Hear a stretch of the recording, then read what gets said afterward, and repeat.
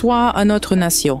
Bonsoir à ceux de Lisbonne et d'Atlanta, où une partie de notre drapeau flotte ce soir dans les travées du Mercedes-Benz Stadium. Et c'est peut-être là, dans ce contraste, qu'il faut commencer cette édition. À quelques heures d'un match qui peut faire entrer notre pays dans l'histoire du football mondial, un autre théâtre s'est refermé hier soir à New York, et il a produit, comme tant d'autres avant lui, des chiffres, des condamnations nommées et aucune mesure qui change quoi que ce soit sur le terrain. Ce soir, notre rédaction a choisi de ne pas se contenter de relater ce qui s'est dit dans cette salle. Nous allons le poser face à ce qu'il dissimule. Une résolution vieille de 16 mois qu'on redemande sans la faire appliquer. Une exigence posée à notre pays sur un territoire que notre armée ne contrôle même pas. Un mandat offensif que l'on proroge depuis 13 ans, sans jamais le consolider. Et au bout de ce constat, une nation qui choisit de ne plus attendre et qui retourne devant la Cour internationale de justice. 26 ans après avoir vu cette même Cour se déclarer incompétente sur un dossier presque identique. Une question va nous accompagner ce soir, et nous ne la refermerons pas avant la clôture. Que vaut encore la parole internationale, quand elle se répète à l'identique depuis 2 ans sans jamais se traduire en contrainte? Solange porte ces 2 dossiers ce soir, et elle vous dira pourquoi notre rédaction a choisi de les regarder avec la même exigence de vérité. Merci Kimberly. Bonsoir à toutes et à tous. Vendredi 26 juin, le Conseil de sécurité des Nations Unies s'est réuni à New York pour son briefing trimestriel sur notre pays. James Swan, chef de la MONUSCO depuis avril, a livré un bilan que la nation connaît désormais par cœur. Depuis le 19 mars, la mission a documenté 632 morts civiles au Nord Kivu et en Ituri. Le Bureau conjoint des Nations Unies aux droits de l'homme a recensé, sur la même période, 1221 violations des droits humains ayant fait 2968 victimes, dont des femmes et des enfants. James Swan a décrit une situation sécuritaire complexe, volatile et dévastatrice, marquée par des combats opposant l'Alliance Fleuve Congo et le M23, soutenus par les forces de défense rwandaises, à nos forces armées appuyées par les Wazalendo, avec un usage désormais établi de drones offensifs et d'artillerie lourde à Rubaya, autour de Rutshuru et sur les hauts plateaux du Sud Kivu, près de Minembwe. Notre ambassadeur à l'ONU, Zenon Mukongo, a porté la voix de notre pays dans cette salle. Il a rappelé que la coalition M23-RDF continue d'occuper des localités congolaises, d'y installer des administrations parallèles et de brandir la menace de nouvelles conquêtes militaires, et que des centaines de civils sont tués au quotidien, dont des femmes et des enfants. Il a réclamé l'application intégrale et sans condition de la résolution 2773, qui exige le retrait sans condition des forces de défense rwandaises et la cessation immédiate des hostilités par le M23.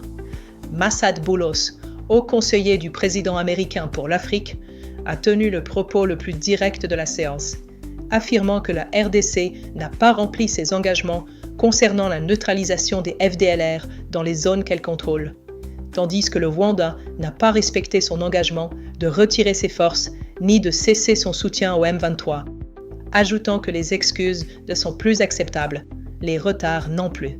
La France a appelé à privilégier l'action et la mise en œuvre des décisions déjà prises. La Chine a exhorté la communauté internationale à travailler ensemble pour inverser cette tendance au plus vite.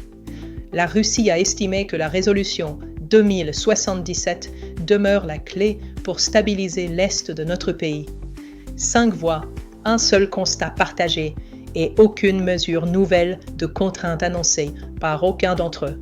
Voici maintenant ce que notre rédaction se doit de nommer, parce que la nation a le droit de le voir clairement. L'exigence faite à notre pays par cette même résolution 2773 est de neutraliser les FDLR dans les zones qu'ils contrôlent. Mais les bastions historiques de ce groupe, à Rutshuru, à Nyiragongo et à Masisi, sont occupés depuis janvier 2022 par les forces de défense rwandaises et par l'AFC M23 elle-même. Notre armée n'a pas accès à ce terrain. On demande à la RDC d'agir sur un territoire qu'une force étrangère occupe militairement. avec une supériorité d'équipement que nos propres forces n'ont pas sur zone. C'est une exigence qui, posée ainsi, ne peut pas être tenue, et chacun autour de cette table me sait. Et c'est précisément ce terrain que le président rwandais Paul Kagame invoque pour justifier sa posture. Le 6 mars dernier, devant le corps diplomatique accrédité à Kigali, il a déclaré que la présence des FDLR constitue un danger existentiel pour le Rwanda, en lien direct avec le génocide de 1994. C'est une déclaration grave, et notre rédaction la rapporte avec l'exactitude qu'elle exige, sans la déformer ni l'atténuer. Mais voici où le raisonnement se heurte aux faits. Si cette présence représente un danger existentiel au point de justifier une occupation militaire continue de notre territoire, alors une question simple se pose, et elle ne trouve aucune réponse logique du côté de Kigali. Pourquoi les forces qui occupent déjà ces zones depuis plus de 4 ans, avec tous les moyens dont elles disposent, n'ont-elles jamais neutralisé elles-mêmes ce qu'elles présentent comme une menace pour leur propre survie? Cela n'a jamais été fait. Une menace qu'on dit existentielle et qu'on laisse subsister pendant 4 ans sur un territoire qu'on contrôle soi-même n'est pas traitée comme une menace existentielle. Elle est traitée comme un argument. Le contraste se prolonge sur le mandat même de la MONUSCO et il révèle un second déséquilibre que notre rédaction ne peut pas taire. La brigade d'intervention de la mission a reçu, dès 2013, par la résolution 2098, un mandat offensif, le seul mandat de ce type jamais confié à une force de maintien de la paix de l'ONU, conçue spécifiquement pour neutraliser les groupes armés dans l'est de notre pays. 13 ans plus tard, ce mandat n'a jamais cessé d'être qualifié, dans chaque résolution qui le proroge, de mesures exceptionnelles, sans créer de précédent, comme si le Conseil de sécurité craignait sa propre décision plus qu'il ne s'en servait. La dernière prorogation, la résolution 2808 du 19 décembre 2025, reprend mot pour mot cette même réserve jusqu'au 20 décembre 2026. Voilà le double standard porté à son point le plus clair. Le même Conseil qui exige du Rwanda un retrait inconditionnel et immédiat depuis 16 mois refuse depuis 13 ans d'accorder à sa propre force un engagement tout aussi inconditionnel sur le terrain. L'exigence d'inconditionnalité existe, mais elle ne s'applique jamais à celui qui la formule. C'est sur ce terrain précis, celui des hauts plateaux, que James Swan vient de citer, que ce constat cesse d'être un débat de salle pour devenir une réalité vécue. À Minembwe, en territoire de Fizi, des affrontements ont eu lieu mercredi 24 juin dans les villages d'Ilundu et d'Alengi, entre nos forces armées et les combattants de la coalition Twirwaneho soutenue par le Rwanda. La milice accuse les FARDC d'avoir mené des bombardements par drone contre ces positions. Des acteurs locaux, eux, y voient une fuite en avant destinée à masquer la réalité du terrain. La société civile locale documente des déplacements de populations nouveaux et une situation humanitaire qui s'aggrave. Un constat que confirme la députée du Sud Kivu, Béatrice Menvano, qui déplore l'impasse persistante dans les efforts de désescalade. L'administrateur du territoire de Fizi évoque des victimes et des personnes vulnérables se comptant par milliers. Et le même 24 juin, à Londres, Kinshasa et Kigali tenaient la 6e réunion du comité mixte de surveillance sur cette même situation et y réaffirmaient un engagement à désamorcer les tensions. Une diplomatie qui se réunit dans un salon londonien et un terrain qui, le jour même, voit ses villages bombardés. C'est exactement la distance que cette édition veut vous faire mesurer ce soir. Les sanctions américaines annoncées par Massad Boulos méritent elles aussi d'être posées avec leur date exacte, parce que la précision est ce qui distingue une vraie réponse d'un simple geste. Le 2 mars 2026, Washington a sanctionné les forces de défense rwandaises et 4 de leurs hauts commandants. Le 25 juin, à la veille même du briefing, une nouvelle sanction a visé la raffinerie Gasabo Gold Refinery, basée à Kigali, accusée d'avoir acheminé vers la capitale rwandaise au moins 60 kg d'or extraits dans des zones du Sud Kivu occupées, sous escorte de soldats rwandais et de combattants du M23. Mais l'Union européenne avait déjà désigné cette même raffinerie pour les mêmes faits le 17 mars 2025, 15 mois plus tôt. Et sur cette même période, l'aide bilatérale américaine au Rwanda s'est maintenue à près de 200 millions de dollars en 2024, puis 174 millions en 2025. Une enquête de l'ONG Global Witness, publiée début juin, évoque pour sa part au moins 1400 tonnes de coltan introduites en contrebande depuis Rubaya vers le Rwanda en un an seulement, via un réseau de 7 sociétés rwandaises sur une mine qui fournit environ 15% de la production mondiale de ce minerai stratégique pour l'industrie électronique mondiale. Reconnaissons ce qui doit l'être. Ces sanctions sont des actes réels, documentés, nommés, et notre rédaction ne les minimise pas. Mais elles ciblent des entreprises et des individus précis. Jamais le mécanisme commercial dans son ensemble. Et elles arrivent toujours après que d'autres l'ont fait, jamais en anticipation. Mettons à présent deux faits côte à côte, sans les confondre et sans aller au-delà de ce qu'ils permettent d'affirmer. D'un côté, une menace dite existentielle, jamais neutralisée par ceux-là même qui occupent depuis 4 ans le terrain où elle se trouverait.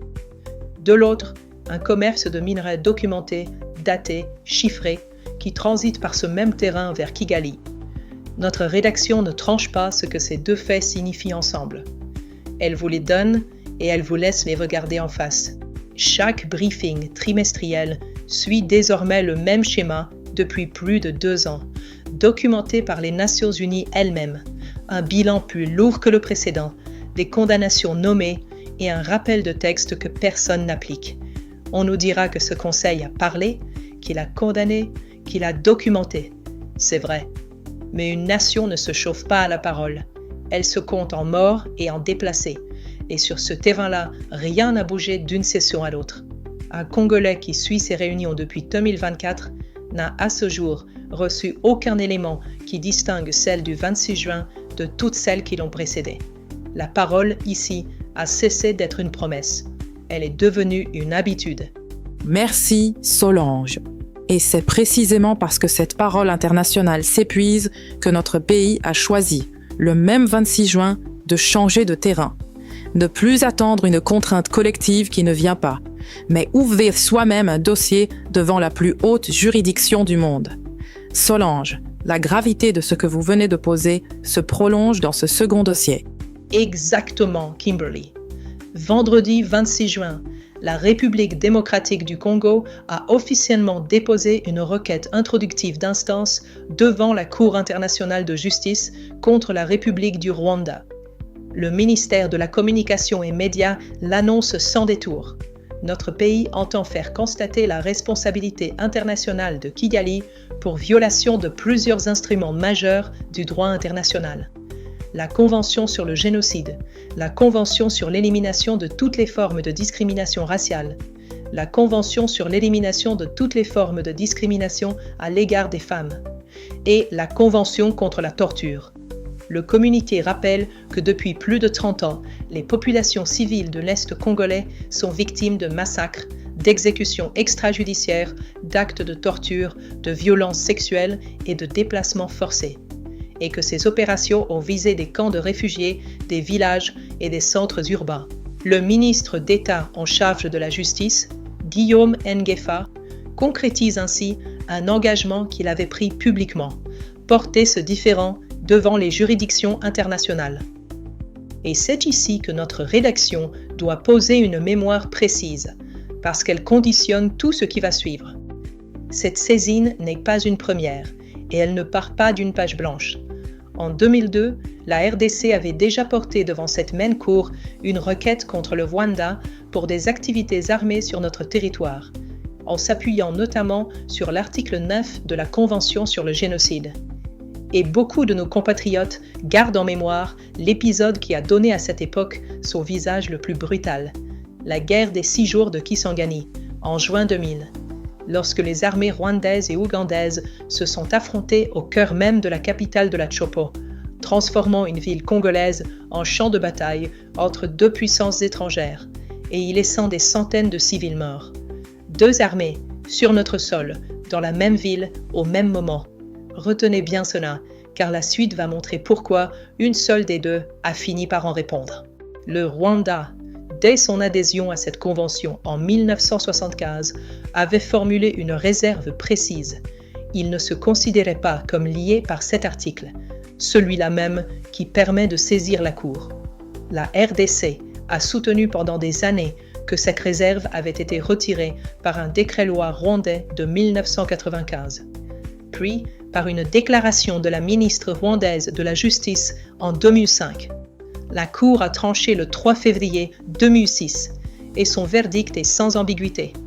Ni le décret-loi, ni la déclaration n'avaient été notifiés au secrétaire général des Nations Unies, dépositaire de la Convention, et ne pouvaient donc produire aucun effet en droit international. La réserve rwandaise tenait toujours. La Cour s'est déclarée incompétente par 15 voix contre 2.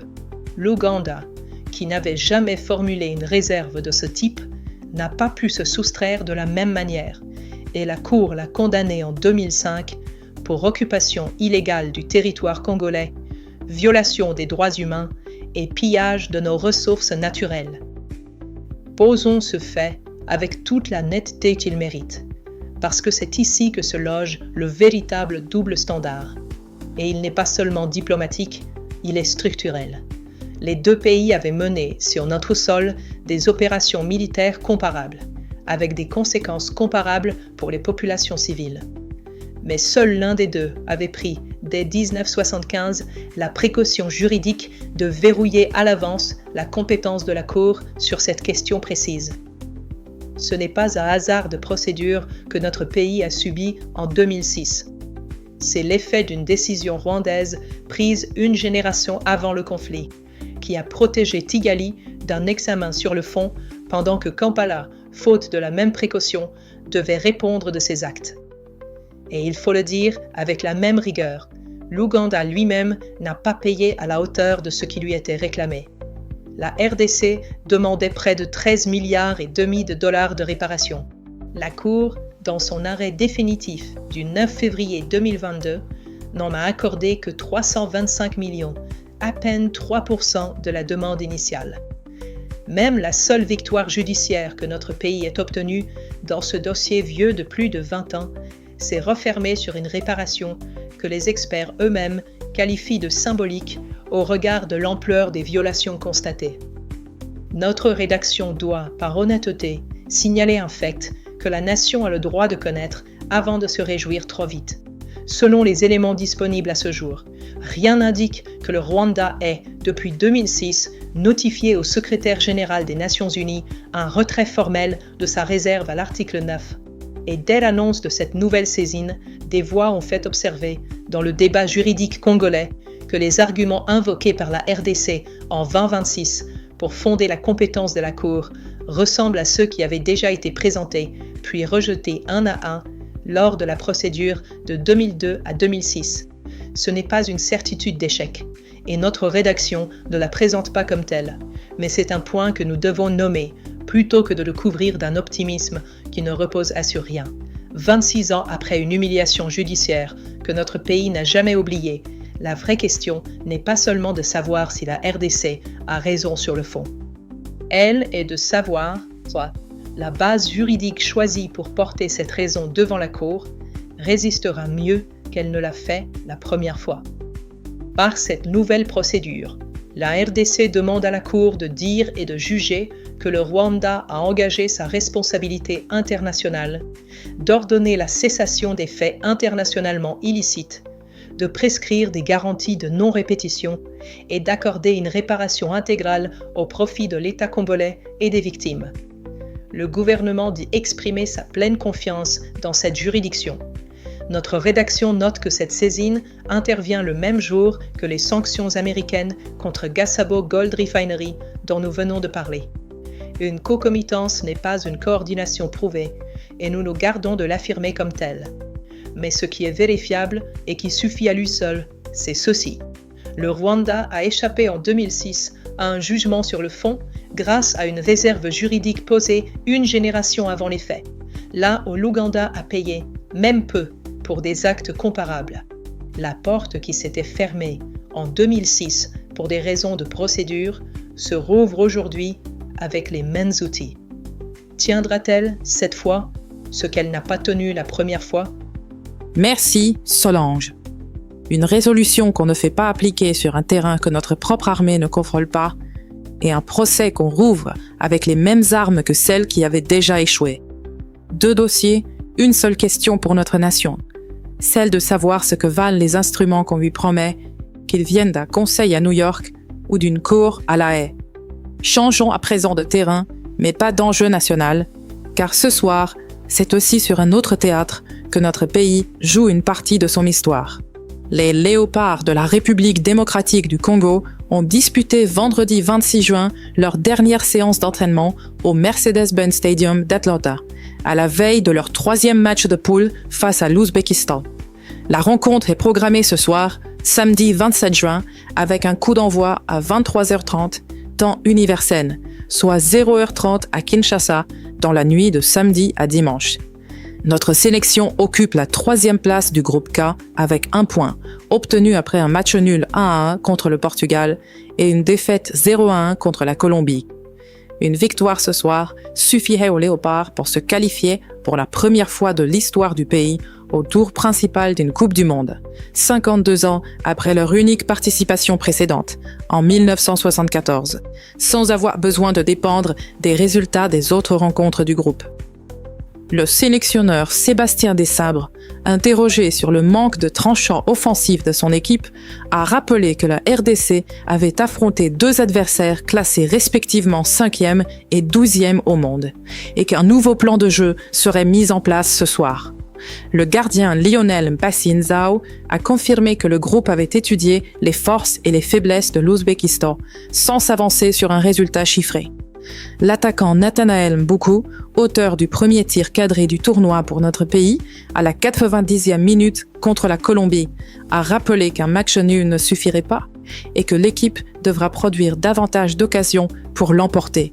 Il s'agira de la toute première confrontation officielle entre les 2 sélections. Et c'est peut-être là que ce dossier rejoint tout ce que nous avons dit ce soir. Pendant 1h30, cette nuit, le pays qui se déchire dans nos pages diplomatiques deviendra un seul bloc derrière 11 hommes en rouge. À Atlanta, à Lisbonne, à Kinshasa, à Bukavu, dans les territoires que la guerre meurtrit comme dans ceux qu'elle épargne, la même attente, le même cri retenu à chaque ballon. Il y a là quelque chose que ni une résolution, ni un arrêt de justice n'ont jamais réussi à produire. Une unité immédiate, totale, qui ne demande de permission à personne et n'attend l'application d'aucun texte. 52 ans que notre pays n'a plus connu pareille soirée. Une victoire ce soir, et la RDC entre pour la première fois de son histoire dans le tour principal d'une Coupe du Monde. Une défaite et l'aventure s'arrête là, mais la fierté d'y avoir été restera. Les Léopards n'ont pas besoin qu'on leur promette quoi que ce soit. Ils ont besoin que la nation soit derrière eux, et cette nuit, elle le sera tout entière. Avant de nous quitter, regardons une dernière fois ce que cette soirée aura déposé devant la nation. Un conseil de sécurité réuni à New York le 26 juin. 632 civils tués depuis le 19 mars. Une résolution vieille de 16 mois qu'on redemande sans la faire appliquer. Et un Rwanda qui invoque une menace existentielle sur un terrain qu'il occupe lui-même sans jamais l'avoir nettoyé. Une cour internationale de justice saisie le même jour, 26 ans après s'être déclarée incompétente face à une réserve juridique que Kigali avait posée dès 1975. Dans un dossier où même la seule condamnation obtenue, celle de l'Ouganda, n'a répavé que 3% de ce que notre pays réclamait. Voilà la vérité de ce soir, nue, sans habillage. Notre souveraineté se plaide dans des salles où nous ne décidons de rien, devant des institutions qui parlent beaucoup et contraignent peu. Et il faut le dire avec gravité, parce que c'est le cœur de cette édition. La confiance d'une nation n'est pas une ressource infinie. À force de voir les mêmes réunions produire les mêmes communiqués, à force d'entendre condamner sans jamais voir agir, quelque chose s'use dans le lien entre un peuple et les instances censées le protéger. La RDC n'a jamais demandé l'aumône de la compassion internationale. Elle demande que les textes qu'on lui fait signer s'appliquent à tous, l'agresseur comme l'agressé, et que l'inconditionnalité exigée d'elle soit aussi exigée de ceux qui occupent son sol. Tant que ce ne sera pas le cas, chaque réunion de plus sera reçue ici pour ce qu'elle est devenue, une habitude diplomatique, pas une promesse de paix. Mais une nation n'est pas faite que de ses blessures, et cette nuit le rappelle. Dans quelques heures, à Atlanta, 11 Congolais entreront sur une pelouse avec, sur les épaules, l'espoir de tout un peuple. 52 ans que nous n'avons plus vécu cela. Une victoire et nous écrivons une page d'histoire. Quel que soit le résultat, qu'une chose soit dite. Ce que la diplomatie peine à nous donner depuis des années, ce drapeau le fera vivre le temps d'une soirée. Une nation debout, unie, indivisible, de Kinshasa à Bukavu, de Lisbonne à Atlanta. C'est peut-être là, finalement, notre vraie souveraineté, celle que personne ne pourra jamais nous retirer dans aucune salle de conseil. Il y a une parole de l'écrivain et homme d'État ivoirien Bernard Dadier qui me revient ce soir, lui qui écrivait que l'homme qui sait attendre sait aussi se préparer. Notre nation a trop attendu. Cette nuit, elle se prépare, sur le terrain de la justice comme sur celui d'Atlanta, à reprendre en main ce qui lui revient. Demain, nous reviendrons vers vous avec les autres dossiers de la nation, le débat constitutionnel, nos infrastructures, le front sanitaire. Que Dieu garde notre nation et que la sagesse de nos ancêtres veille sur chacun de ses enfants, ici comme au loin. C'était Kimberly pour Inside News RDC. Je vous souhaite une très bonne soirée et une très bonne continuation. N'oubliez jamais, les faits d'abord et toujours.